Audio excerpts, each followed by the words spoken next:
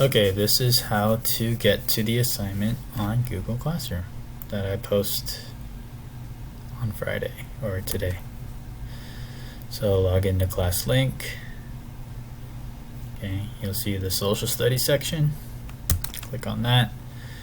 Click on Gallopade.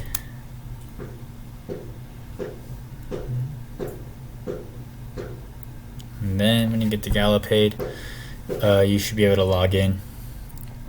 Hit the assignments right here. Then you should see all of your assignments. You need to do all 3 of these, all 4 of these assignments. The workbook pages I attached on Google Classroom, so you should be able to click on those as well. Again, if you guys have any questions, just comment below and ask me before y'all get lost. And make sure you've downloaded Teams so then we can have a real-time class if you want to join that. Alright, thanks. Bye.